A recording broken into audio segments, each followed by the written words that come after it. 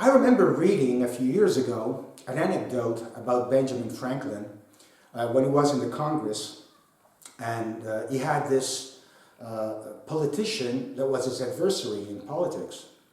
And there really was not very good feeling between the two. And somehow Franklin wanted to change that. So what he did is he went out to the guy, and you can expect the guy to be quite diffident, right? So he went up to the guy and he asked him for if he could lend him a book from his collection.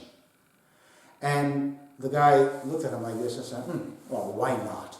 You know, the guy was saying, I will do something for him. I would never accept a favor from him, but I will do him a favor. You know, this was his ICS speaking, his ego speaking. So he gives him the book. After about a week, Benjamin Franklin brings back the book, gives him back the book, and then thanks him. And then he also sends him a letter telling him how grateful he is for having lent him his book. And he wrote him, you know, all this gratitude and appreciation for what he did, for the kindness, for the courtesy that he manifested towards them.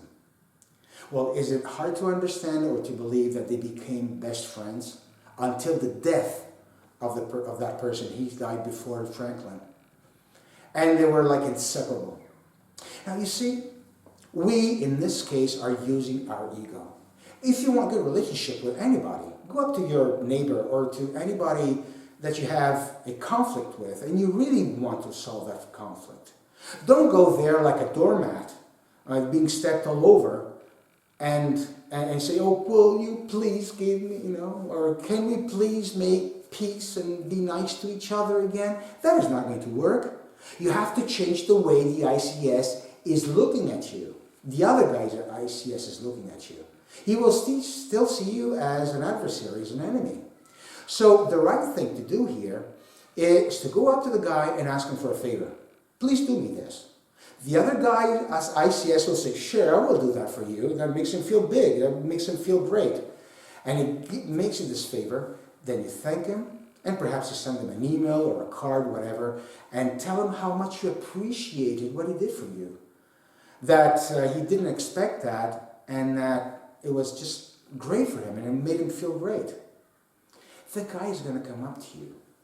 We can have control over our mind. You see, as long as I see the other person as an enemy, my ICS, whose purpose, as I said in the last video, is to ensure my survival, he will never give me a chance to be a better person towards the other.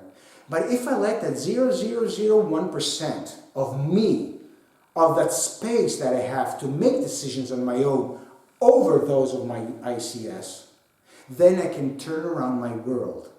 I can turn around my results. I can turn around my outcomes in life. And I can really have the life that I want. It doesn't take too much effort.